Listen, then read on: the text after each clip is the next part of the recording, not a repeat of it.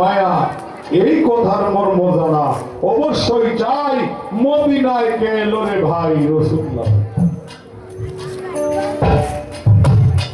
রাসূল রাস্তা দিয়া হেঁটে গেলে রোদ্রের মধ্যে ছায়া হইতো না আপনারা বলেন তো? ছায়া ছিল না। এই কারণে বলা কায়াদারি হয়ে গেল তার ছায়া নাই মদিনায় কে এলো রে ভাই রাসূল নামে।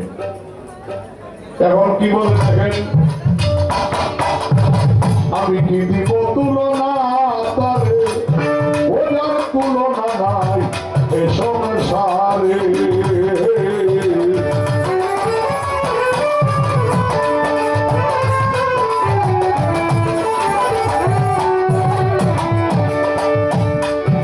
আমি কি দিব তুলনা তারে,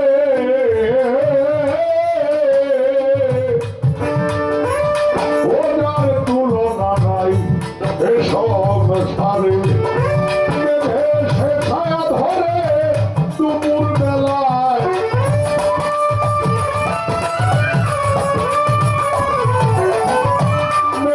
সে ছায়া ধরে দুপুর বেলায় রাসূল নামে এলো রে ভাই মদিনায় রাসূল নামে।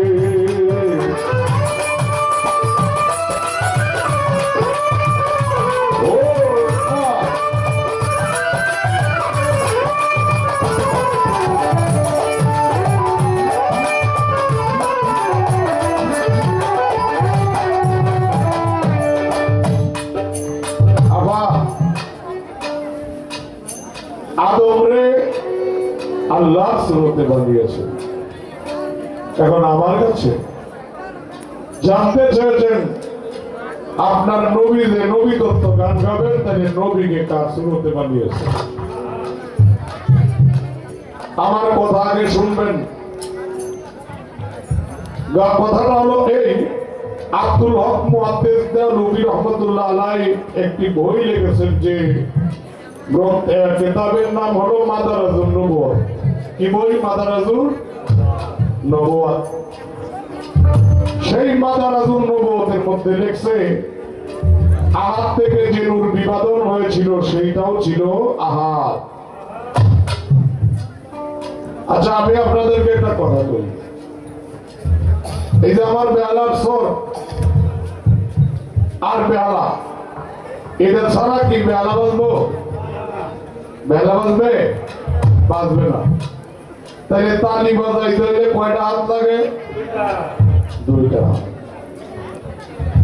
আহাত থেকে যে নূর বিভাজন হয়েছিল সেও ছিল আহাত। আল্লাহ এই শক্তিকে এই পৃথিবীতে ডাইরেক্ট আহাত রূপে যদি আগমন করায়, তবে মানুষ তার কাছে যেতে পারবে না, নূরের তাদাল্লিতে পড়ে যাবে।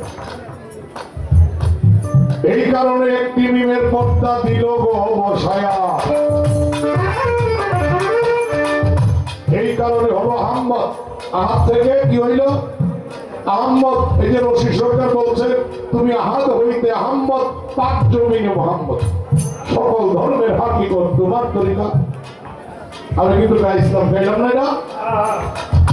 আচ্ছা, আহাত হতে আহম্মদ।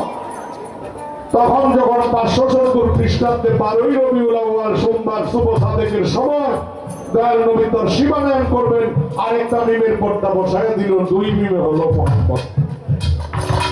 যে কারণে আহম্মদ শব্দের অর্থ আকাঙ্ক্ষিত, মোহাম্মদ শব্দের অর্থ চরম প্রশংসিত।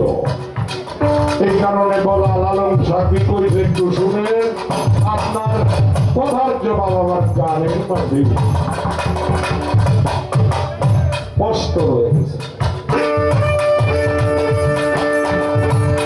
আমি ছায়াহীন যার কায়া দেখি, শরীক নাই সে লা শরীকি।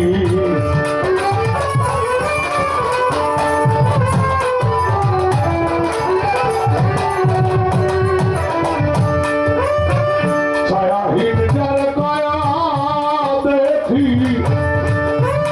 ওরে শরীক নাই সে লা শরীকি। ফকির লালন বলে তার হাকিকি বলিতে ডরাই,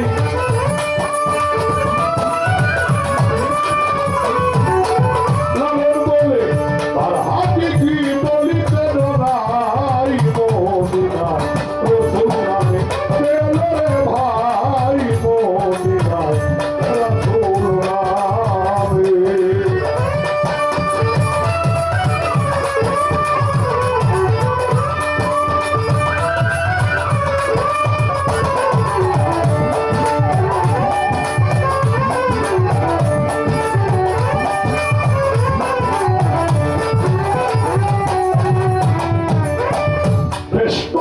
প্রশ্ন করে আসরে দাঁড়াইয়া, তবে ধন্যবাদের পূর্ণ বেটি ধন্যবাদ যাই দিয়া।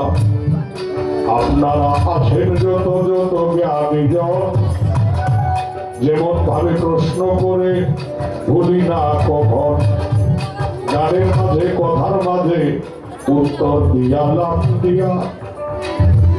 এই প্রশ্ন করে করা লাগে, কথার মধ্যে অনেক কথা আছে। وَإِذْ قَالَ رَبُّكَ لِلْمَلَائِكَةِ إِنِّي جَاعِلٌ فِي الْأَرْضِ খলিফা। আমি একজন প্রতিনিধি সৃষ্টি করব। এতে তোমাদের মত কি? ফেরেশতারা জিজ্ঞাসা নাকি? আচ্ছা, আমি আপনাদের কাছে একটা কথা বলি, আজকে আমরা প্রতিনিধি কেনা একটু কন্যা দেখি, আমরা এই যে হাজার হাজার মানুষ, আমরা প্রতিনিধি কেনা। বাহ, থ্যাংক ইউ। কালু সাহেব আমাদের প্রতিনিধি, আমরা তার দাস। সত্য না মিছা? আমি জানতে চাই, আদমের আগে এই পৃথিবীতে আরো কেউ আইছে? আদম আলাইহিস সালামের আমলে আরো কোন, আদম আলাইহিস সালামের আগে কোন মানুষ এই পৃথিবীতে আসছে? আসে নাই। সর্বপ্রথম মানুষ হলো আদম আলাইহিস সালাম। তাই আমি জানতে চাই, আল্লাহ যে বলছে আমি একজন প্রতিনিধি সৃষ্টি করব, আদম কার প্রতিনিধি? ঠিক আছে না? এটা হলো, আমি কিন্তু প্রশ্ন করছি না, এটা ওনার কথার পয়েন্ট। কি বালা মানুষ পাইলে বালা কিছু জিজ্ঞানি লাগে নাকি? হ্যাঁ? এই কারণে আমার জানা দরকার, এই পৃথিবীতে কোনো মানুষ ছিল না, সর্বপ্রথম আদম আলাইহিস সালাম এসেছেন, আল্লাহ পাঠিয়েছেন, কিন্তু আল্লাহ বলছেন আমি একজন প্রতিনিধি সৃষ্টি করব। তাই আদম কার প্রতিনিধি? ফেরেশতারা কইছে দুনিয়া থেকে কাটাকাটি মারামারি করব, মাটি দ্বারা প্রতিনিধি বানায় লাভ নাই। আল্লাহ কই ইন্না আলামুল মাতালামুন, আমি যা জানি তোমরা তা জানো না। আচ্ছা, আদম আলাইহিস সালামকে যখন মাটি দ্বারা বানাবেন, জিবরাইল, মিকাইল, ইসরাফিল, শেষে গেল বেড়া আজরাইল গিয়া মারি আনলো নাকি? আরে নাই। এখন মাটিকে যে সময় ধরতে চায়, মাটি বলে আল্লাহর দোহাই লাগে নিও না।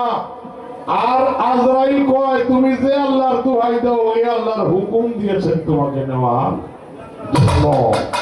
তখন মাটি বলছিল তুমি তো আইসো আজরাইল, আমার পূর্ণ বয়সে এলাম, এখন তো আমি মৃত, আমি জানতে চাই এই মাটির বয়স তখন কত ছিল? হতো তাহলে তো বয়স কইছে, তাহলে মাটির বয়স কত? একটা প্রশ্ন, আমিও একটা প্রশ্নই করছি, আপনাদের আর একটা পয়েন্ট।